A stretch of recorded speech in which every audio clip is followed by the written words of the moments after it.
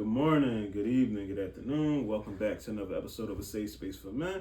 I'm your host as usual. Please remember to rate, review, like, subscribe, and download to the podcast. I appreciate it. I really need to change that intro. I need to have them re-record it. I think I said that before, but I feel like I need a new intro. I was gonna wait till like season 2, but I want to change it up because I just feel like Jordan's speech is so much better now. She speaks so much clearer than when we recorded that like a year ago. So we're gonna update it. I don't know. I'll figure it out. But let's talk about my week last week. Last week was incredibly busy, ridiculous, like jam-packed. I worked at a ridiculous amount of hours. I feel like I really lived at work last week. I think I had one day off, and I don't even remember what I did on that one. I think I had a doctor's appointment where I had to get a checkup and all this other stuff, and they took all this fucking blood and stuff. You know, when you go, you get all your tests and everything. They run everything, STDs, of course, everything. Check your cholesterol and kidneys and all kinds of other stuff. Make sure, you're alive and well. So, all my stuff came back negative, as usual. But yeah, I'm in desperate need of a vacation. I really am. I have been. Yesterday, I was actually looking up resorts in Mexico. I am actively planning to get the fuck out of here. I need like 6 days. I need 6 days. The plan is to do 2 trips. I'm hoping. I just gotta see how things fall. There's gonna be probably a 6-day trip by myself, and then of course a 6-day trip with the kids. Being who I am, I'm going to do the kids first, do the trip with them first, and then I'll do mine afterwards. But yeah, I need to be on the beach somewhere drinking fucking margaritas and like ordering chicken wings at 3:00 in the morning because I have room service and all that shit. So I can't wait. My morning was pretty good. I got up later than what I wanted to. I set a 6:30 alarm. I got up at 7:15. I need to get better with that. I just be tired, man. I got up and got Jordan ready. I got myself ready first, of course. Then got Jordan ready. Gave her breakfast. Started the car. Packed my gym bag because I was going to the gym. Got her dropped off. I had to come back to the house because part of my plans today was to go to the market, which I did do. I had to come back to the house and get those reusable bags. I have them all over my fucking house. Like they're in the basement. I have like a lot, like probably over 100. I think I'm doing some cleaning next week in the house. I'm gonna throw all that shit away because it just at this point more than like 15 is taking up space, and they're just there. So yeah, I'm gonna throw them the fuck out. I always forget to leave them in my car because like everybody else, I don't know, we bring them in the house and you just never go back out. You're just like, I'll do it in the morning, you forget. And I had them sitting by the door for like a month and just never took them outside. So I had to come back to the house to get the bag so I can get to the market. So I went to the gym. I had a really good workout today. While I'm still in gym attire, I wasn't changing out. I was like, it's not that deep.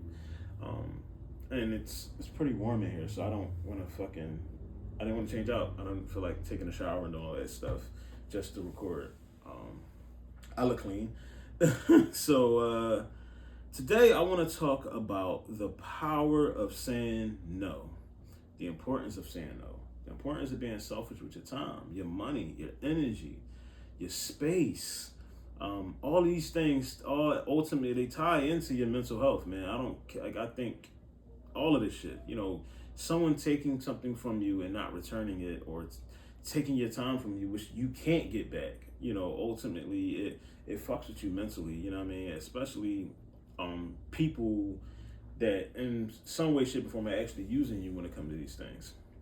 So I always tell, my biggest thing is just saying no to things that hinder your life. If it's gonna get in the way of something you got going on, or plan to have going on, or plan to do, fucking say no. It's not the end of the world. And like, no is a complete sentence. You don't have to explain anything after that. I can't do it, or I don't want to do it, or just no. You don't have to explain why. I don't have to tell you why I don't want to come and do something for you or lend you money. I don't have to. If you asked me a yes or no question and I gave you a yes or no answer.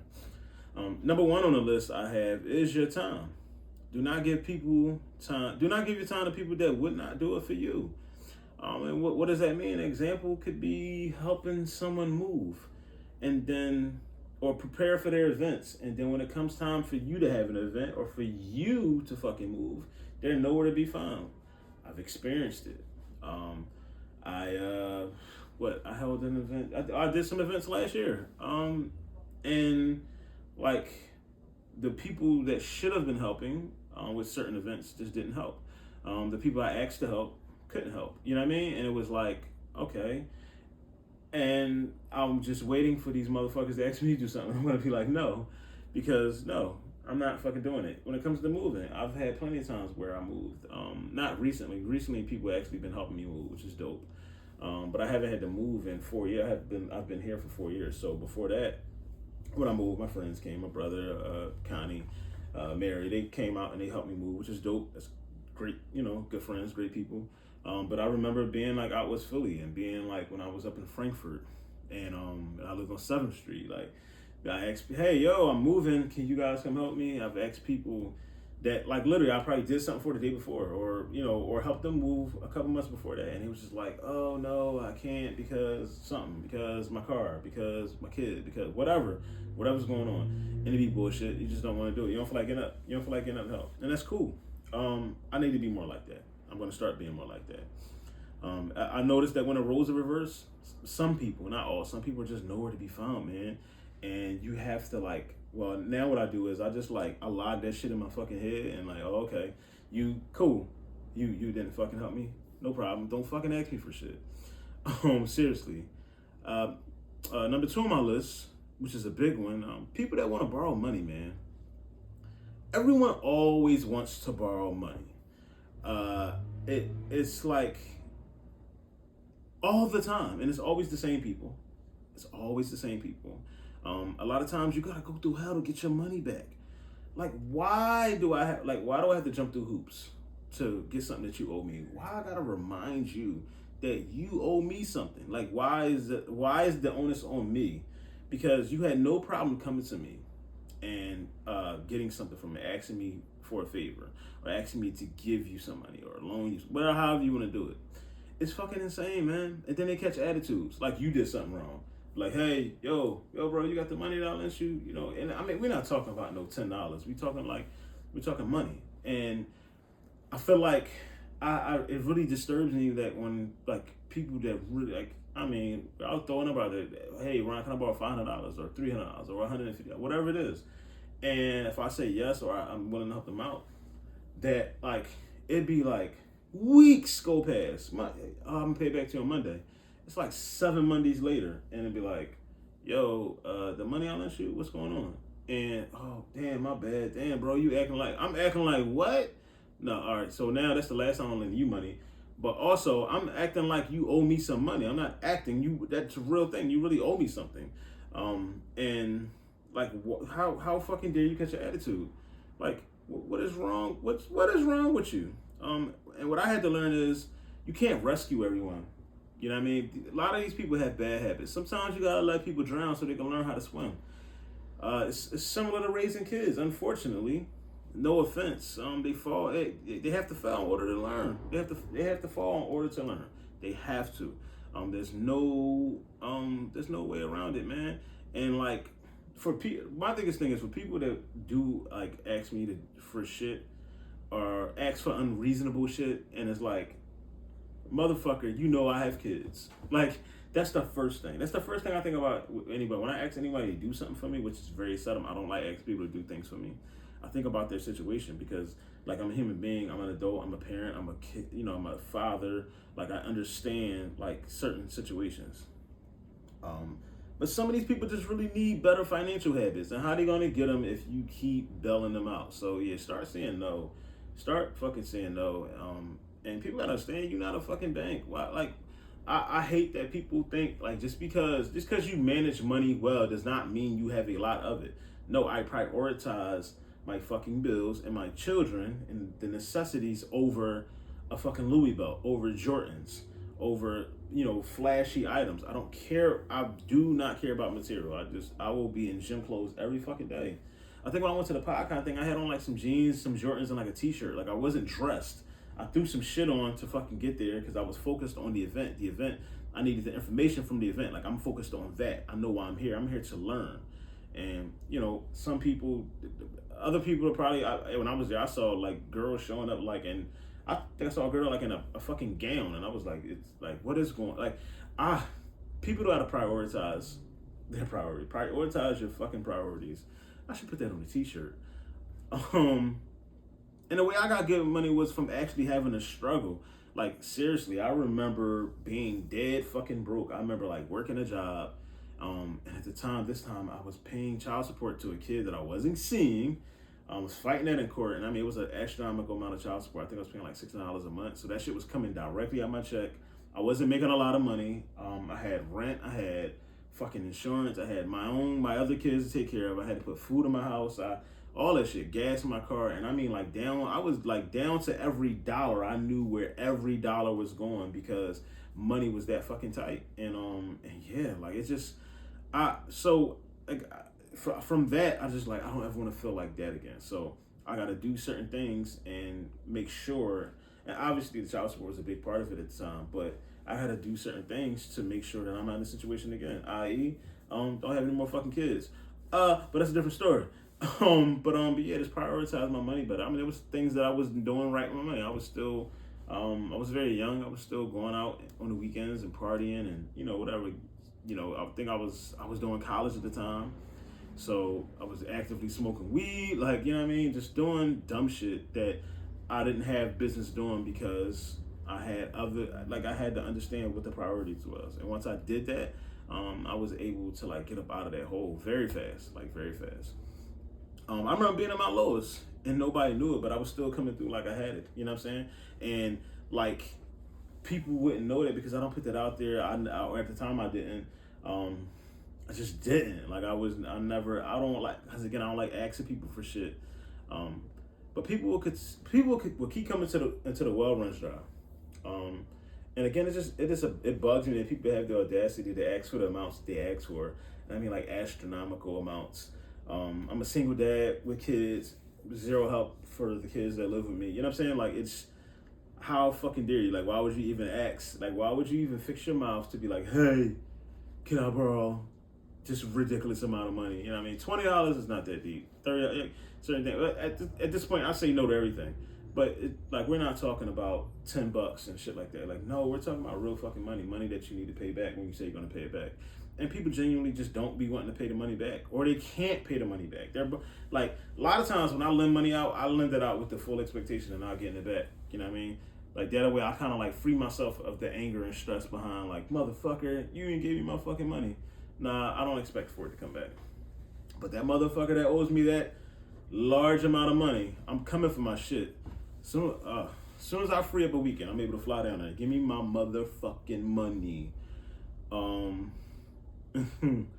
And those who know, they just know. So yeah, I'm coming for my shit. Third thing I got on my list is say no to allowing people in your space, man.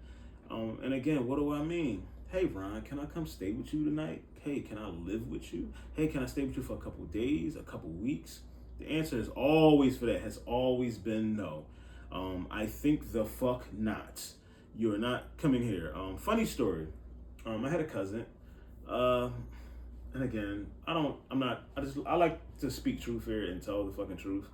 And it's probably gonna offend somebody, but I really don't care, whatever. So I had a cousin that reached out to me who I literally hadn't seen since they were a kid. I mean, like, legitimate, like a little older than Jordan. This particular person is a grown adult now, probably older than my oldest daughter, and my oldest daughter is 20 years old. So, I think right now they may be in their mid-20s. So they had just reached out to me and, hey, can I stay the night? First of all, the first mistake was I never even gave them my fucking phone number. Anybody knows me, I tell people all the time, do not give my motherfucking phone number out to anybody. I don't care who it is. If they don't get it from me, if they don't have my number, it's for a reason. I don't, and I've had this number for like over probably 12 years now, but I just don't freely give my number out to people. Don't give my number to people. just don't, you know what I'm saying? And I'm very loving and about family, but I know there's people that just don't need my number. Back to the story. So they reached out, oh, they wanted to stay one night, and I was just like, no. Like, the answer was just like, no. And like, they proceeded to go on like, damn, it's only for one night, da da da da. And it's just like, motherfucker, like, for you, one, I have daughters. I haven't seen you in I don't know how long. You're in Mel. Also, relatives in the family, I don't know, I can't confirm or deny, but relatives in the family told me that this particular person steals. And you're where you sleeping on my couch? No, because I don't even allow my kids to sleep on my couch. You understand? So why would I let a grown ass man lay on my couch with my teenage daughters walking around the house? No, they don't know you. You know what I'm saying? You don't know them. And so I'm very much like, I try to I'd rather prevent a big problem by, I guess, dealing with a small one.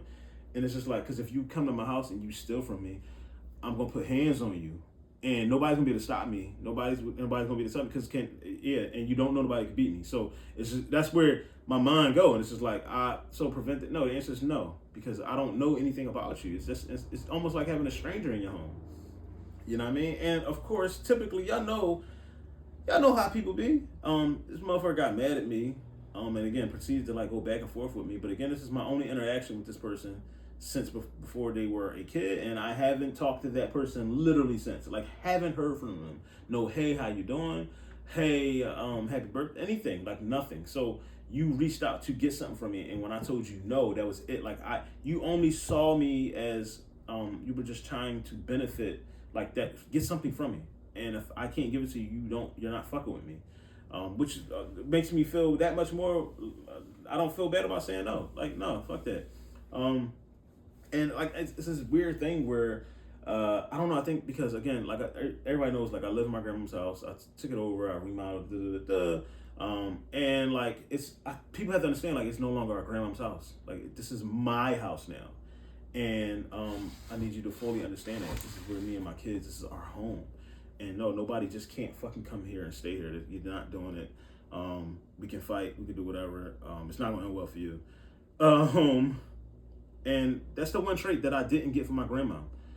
And I'm so glad that I didn't, is that she, like, allowing people to come and just live amongst me and my kids. I won't do it. I will not do it because she used to do that. She's like, everybody, like, my door's always open. And like, that's I understand it as a grandmom, and you want family and but you also have to like recognize and identify people that have the same cycle. Like, you're constantly in these situations where you have to live with somebody. You're constantly in situations where you don't have money, or you're being put out, or your car is being repoed, or whatever it is, or you're constantly with a boyfriend that's whooping your ass, or you're constantly with a girl that's cheating on you. You have to identify these fucking characteristics and like these are. This is a cycle. This isn't a one-time thing. And my grandma was just like, she would always just like, oh, we're family. Like, that was her thing. We're family. And I'm pretty sure something must have happened to her, like when she was a kid, that made her feel that way. Like, I'm never going to turn anybody away. I'm assuming that because I know she had kids when she was young.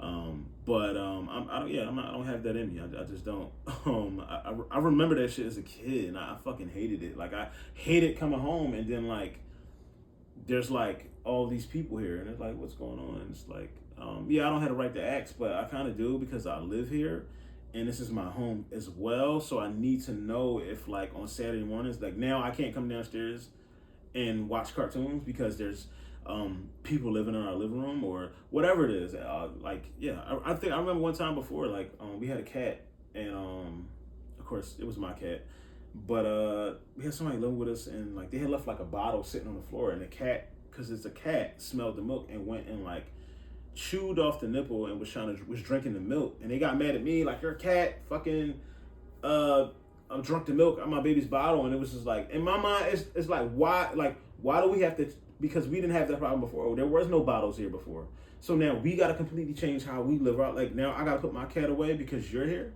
Like, no, you need to put the bottle somewhere high. Or how about when you're done feeding the baby, put the bottle in the refrigerator or whatever, store the milk somewhere. Like, and I don't want that for my kids. I don't want my kids to feel like, I would hate for Gabby to feel like she gotta, like, because obviously, like, Gabby, I mean, she's always dressed in front of me, but she can walk around in her robe or her pajamas or whatever. She's not gonna feel comfortable doing that if I have a grown man living in the house like that. Like she probably ain't gonna be here. She gonna, you know what? I'm gonna spend more time with my mom's. You know what I'm saying? So I just prioritize the people that I live with, my kids, my family, over the needs of other people when it comes to that. I just can't do it. And I don't want to sound like selfish or malicious. Like I get that people go through things, but it's just like I just think about my house. You know what I mean? I just think about my people, and I just vow to never put my kids through that. Number 4 on the list, the things you work hard for, man. Your items, your clothing. No, you cannot borrow my car. No, you can't borrow my fucking laptop. No, you can't borrow my PlayStation. No, you can't borrow that suit you saw me in. No, you can't borrow those jeans you saw me in. No, you can't borrow my sneakers. You know what I mean? I'm very like, no, you can't. Because people will not handle your stuff with the tenderness and care that you will.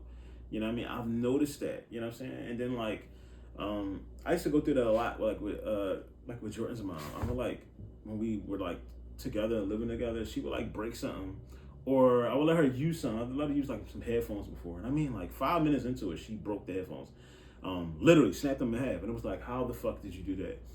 These expensive ass headphones. Oh, I'll replace them. Like, you're missing the point. I was going to the gym tonight. Now I can't listen to me. Like, it's just like, and some people don't comprehend. Like, people think, oh, you can fix it with money. I don't give a fuck about the money. I can go buy me 10 pairs of fucking Beats, but I don't. No, I care about the ones that you just broke because I need them in the moment right now. Like right now, I'm inconvenienced, and like if I lend you my car and you fucking crash or bang out my car, I'm inconvenienced right now because I can't take my kids to school in the car tomorrow. We got to get in an Uber or on a bus. You know what I mean? If I lend you my fucking sneakers and you get robbed, I'm inconvenienced now because I wanted to wear them Saturday, but you got robbed and someone took my sneakers, or you scuffed them up and now they look like shit. It's just no. I very much no, and people don't return clothing. Like they just don't. I've lent out ties. I've lent out hoodies to people, like things that I've had. And again, I don't care. I'm not a materialistic person, but I do buy nice things, or I dress nice. You know what I mean? When I do get dressed, I dress nice. But people are like, oh damn, like, oh, can I borrow that? And I've let people do that years ago, and now I just don't, because they never return it. Like, and of course, and I know, like, on the top of my head, I can go into a list of people that owe me shit, and I'm not going to do that. But I know, like, yeah, I lent you something, you didn't fucking return it, or I seen you on the Instagram picture wearing my shit. It's like, motherfucker, you borrowed that shit 6 years ago and you never returned it. Or you hear stories through other people, because most of us run in the same circle. Like, yo, I lent this motherfucker a sweatsuit and he never returned it, and it's just like, damn, like that's kind of corny, man. Like, that really is, and it's fucked up. Understand, no is a complete sentence. It requires nothing else behind it. Like, it's just no. And then back to me, like, I'm naturally a giver, man. And, you know, I really, like, it's been instilled in me. Like, I really just like helping people. I genuinely do. Like, I really will. I was in the market today and a lady, she couldn't reach, it was like she was trying to get a ruby red grapefruit juice. It was like all the way at the top. And like, she couldn't reach it, and she was scared to ask. And I was like, what are you trying to get? She's like, oh, I'm trying to get the grape. And I just grabbed it. Like, here, and to me, it's like second nature. Just grab it and get it, and I go ahead about my business. She's like, oh, thank you so much. You're welcome, no problem. Like, you ain't got to think for nothing. Like, it's just, I don't know. Like, I was being raised by women kind of has me that way. And I always want to give. I always want to help people. Like, when I told, like, there's a tendency in me. Like, when I see people, I'm talking to people, and like, I notice they have an issue, I'm always trying to fix it. And I got to stop doing that. And I pretty much have stopped doing it. I'm getting better at it. And also, but like, who helps the helper? You know what I mean? Back to like when I was at my lowest, and like nobody was fucking helping me. Everybody just assumed or probably thought that I was okay, but nobody's like, hey, you know, nobody really asking how are you or how's everything at home, or you know what I mean, anything like that. Like, there was a point where like I was like close to losing where I was living at, and it was like, still had motherfuckers hit me up, ask me to do shit. I think there was a time where I went dark, like completely dark from the world. I need to do that again, but I mean like completely, like no social media. I wasn't answering phone calls. I mean, for like 4 months, like I was just like, no, I'm done. Like, because I just felt like every time my phone rang, it was because somebody needed something or they wanted something from me, and I just wasn't feeling it. I had so much shit going on at the time. I was going through, like, I was heavy in court. a divorce. I had a lot of stuff going on at that moment. Dark times, very dark times. And then on top of that, I also hate asking people for shit. I hate asking people to do stuff for me because for me, when I do ask people and like if like once I start to feel like it's an issue or it's a burden, like that's kind of the vibe I'm getting. I just won't ask anymore. Like, and I'll just let it go because the last thing I'm going to allow you to feel like is that I'm inconveniencing you to do something for me. And I don't want you to feel that way because you don't have to do whatever it is I'm asking you to do. You could tell me, if someone tells me no, I would be completely fine with it. But I just don't make me feel like, oh, it's a burden. And number 5 on my list, I just wrote down support the people that support you. And like what that means is literally just support the people that support you. And that's really what I do. Like the people that it's ironic when you talk about support. It's crazy. Like the people that genuinely support you are people that you either don't know directly or you're meeting through social media and stuff. Is fucking wild. From events that I've had to me selling donuts for my daughter, even down to this podcast. Like I try to stay conscious of who and who does not. And again, you don't have to come to my events. You don't have to buy the donuts from me. You don't have to listen to my podcast. But in turn, like when you're trying to get me to buy a product from you, or you're trying to get me to fucking buy these t-shirts that you have, or you want me to, where did this fly come from? There's a fly in my house flying around right now. I don't know where, it's the middle of fucking February, where the fuck did this fly come from? But yeah, you've never listened to my podcast, because I'm completely okay if you listen to it and then you just decide that this is not for you, that's fine. But like, if you're not supporting me with the same energy that you want me to support you with, I really feel like there's very little for us to discuss along the lines of like me supporting. Like you shouldn't even bother saying, hey, can you, and it's because I'm going to look at you like you're fucking insane. Also, one big thing, pay attention to what happens when you tell people no. Like seriously, they go ghost, they stop hitting you up. When you cut people off from as far as like doing shit for them, they cut people off. You discover the relationship is one-sided. They start telling people what they really think of you, which is what I experienced with that person that owes me all that money. Like I'm real quick. Like I don't know. Did I tell the story? I might have. I literally when I found out, like I guess we had an issue, I had like mentioned to them like, hey, that money that I lent you over a year ago, because it's a specific amount. It's a nice amount. What's going on with that? And then they proceeded to block me on like social media, like on every, like even down to like a Facebook. It was like fucking weird. But then it was like, oh, you got mad because I brought that up, but you owe me that. And then, of course, now through like, because again, we're amongst the same people, I hear through certain people like, oh, this person has been, and I be losing my mind because I'm like I have the fucking text thread. Like there was like, for them to act like I did something to them, or like, no, you were probably just offended that I ask for the money that you owe me. I don't understand that. And it's two people like that, but that particular person actually owes me the most amount. The other person owes me a nice amount too, but they haven't said anything. I think it's more about, and I don't want to get too far into it because I don't want to talk bad about anybody, but yeah. And another example would be the last conversation with my dad. The very last conversation I've had with my dad, which was last year, was him calling me. He wanted me to do something he was telling me I needed to do something for him, and I told him no. That was literally the last time I talked to my father, and that was probably like, it was still warm. It was like August or September, I think. Maybe, yeah. And it was just like, yeah, no, I'm not fucking doing that. And like, haven't talked to you since.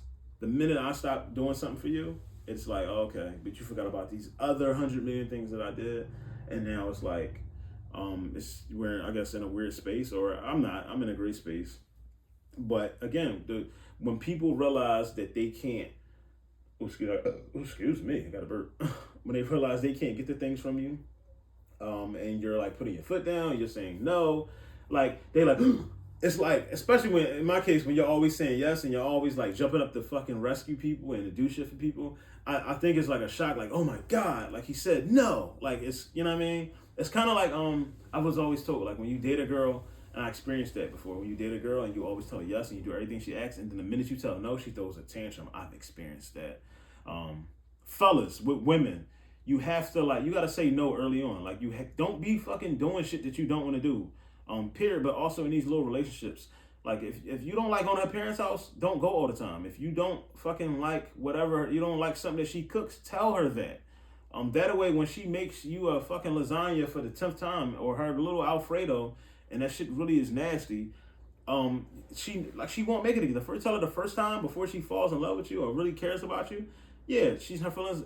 She might bother her feelings. Like, when you tell her after a year and a half of y'all been together, and y'all having, unprotected sex and all that, now her feelings is hurt because now you're a liar. Because you ain't say nothing in the last year and a half. So yeah, tell people no, y'all. Tell people no, and the biggest thing, protect your peace.